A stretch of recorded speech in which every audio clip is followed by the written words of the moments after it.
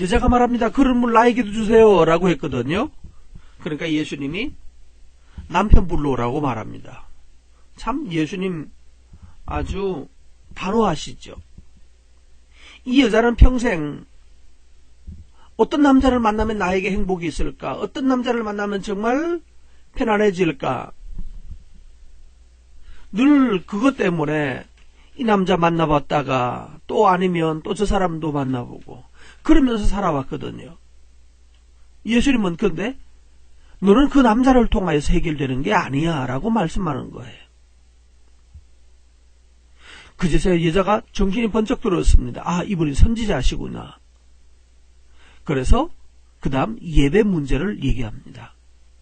우리 조상들은 이 산에서 예배했는데 당신들의 말로는 여기서 예배해서는 안 된다. 예루살렘 가야 된다라고 합니다. 어떻게 해야 되나요? 라고 묻습니다.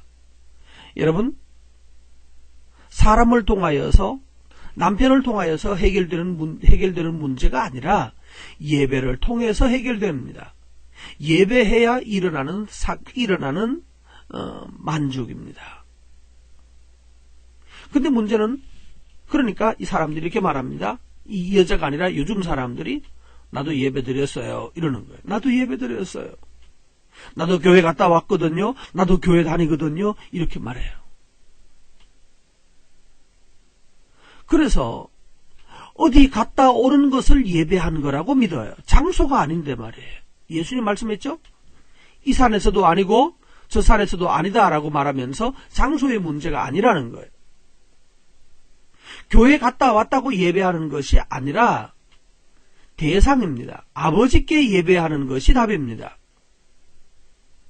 아버지께 예배하는 것이 아니라 어느 장소에 갔다 오는 것으로 예배를 하려고 그것으로 핑계하고 있어요. 그래서 답이 뭐예요? 정말로 예배하고 나왔으면, 예배했으면 영생하도록 솟아나는 샘물이 흘러야 되는데 정말로 흐르고 있나요? 그 영생하도록 솟아나는 샘물이 없으니까 예수 믿는다고 말하면서 끊임없이 돈에 대해 또는 사람에 대해서 계속해서 목말라서 헐떡이고 산단 말이에요. 사랑하는 성도 여러분, 정말로 우리에게 있는 구원이 뭐겠습니까? 아버지를 만나는 일입니다. 그러면 이렇게 말하죠. 그럼 너 어떻게 해야 되죠? 라고 묻는다면 이렇게 성경은 답합니다.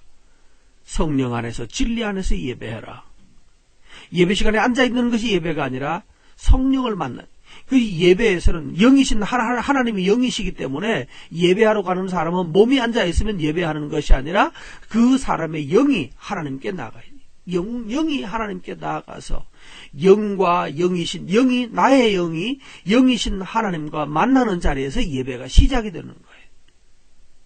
거기서 영혼의 감격이 일어나야 되고 심령의 찔림이 일어나야 되고 다윗의 표현대로 한다면 내 심장이 찔렸나이다. 이 여자는 오늘 남편 문제, 가장 깊은 아픔의 문제에 바로 그 남편 문제가 정통으로 찔려버렸어요. 말씀으로 인하여서. 그래서 내 심장이 찔리고 나니까 거기서부터 뭐가 일어나요? 영생하도록 솟아나는 샘물이 나오는 자리가 바로 거기입니다. 그래서 중요한 것은 성령을 만나야 되고 두 번째로는 진리 안에서란 말은 말씀 안에서입니다. 말씀이 바로 전파되는 교회여야 합니다. 말씀이 바로 전파되어야 되고 두 번째로는 바로 전파된 말씀에 바르게 반응해야 합니다. 근데 만약에 교회가 말씀을 바로 전하지 아니하고 계속해서 사람들에게 아첨하는 말을 하고 있다면 그건 예배가 될 리가 없죠. 그렇게 그런 식으로 예배하게 되면 둘 중에 하나예요. 예배 드리고 나와서 목매는 사람이 생기는 겁니다. 아니 어떻게 예배를 드렸는데 목을 매? 여러분 이런 변명 하시면 안 됩니다. 우울증도 병이다 하고 병은 맞아요. 보통 병도 아니고 영혼의 병입니다. 우울증도 병이어서 병으로 죽은 사람이기 때문에 암으로 죽은 거나 마찬가지다. 그래서 구원받는 거하고는 상관은 없다라고 말하는 엉터리 신학자들이 있습니다. 여러분 이런 교묘한 교활한 말에 속지 않기를 바랍니다. 그 병의 원인이 뭔가요? 하나님을 신뢰함이 없기 때문에 생긴 병입니다. 우울증은. 하나님을 만나지 못하니까 영혼이 갑갑해서 생기는, 생수가 없어서 생기는 병이에요. 이래저래 웃기게 죽은 사람들, 이상하게 답답한 것은 꼭 죽을 때 보면 앞에다 십자가 붙이고 가더라고요. 교회 한두 번 다녔는지 아니면 잘 다니는지 모르지만 그렇게 죽으면 구원 아닙니다. 심판받은 거예요. 살면서도 심판을, 앞에서 3장에 말씀했죠. 하나님의 진노가 그 위에 머물러 있는 삶이었다는 말입니다. 결코 구원도 아니었고, 악을 행하는 자마다 빛을 미워하여 빛으로 오지 아니하나니 이는 그 행위가 드러날까 합니다고. 그 정죄는 이것이니 빛이 세상에 왔으되 자기 행위가 악함으로 빛보다 어둠을 사랑한 거라고. 그래서 독생자의 이름을 믿지 아니함으로 벌써 심판을 받은 것이라고 했잖아요. 결국 심판받아서 살다가 심판 가운데서 빛이 없는 삶을 살았다는 걸 증명하는 것이 스스로 목숨을 끊는 일입니다. 다시 말하면 아들을 믿지 않았다는 말이에요. 목사가 가서 장례식을 해준다고 할 때 그때 주의할 점입니다.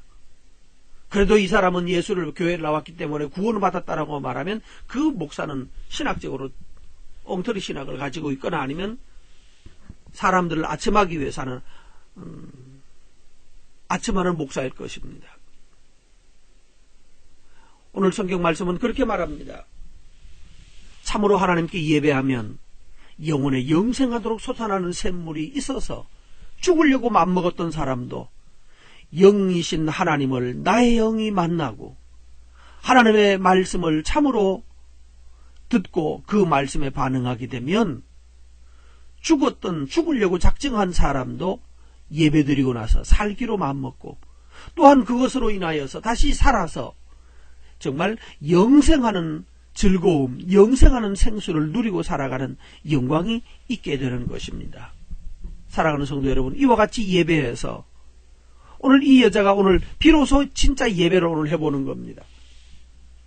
이 사마리아 여자가 오늘 예배함으로 말미암아서 이 여자의 생명은 이제 우울증에 매여 있는 사람이 아니고 기쁘고 즐겁고 팔팔 뛰어다니는 사람이었습니다.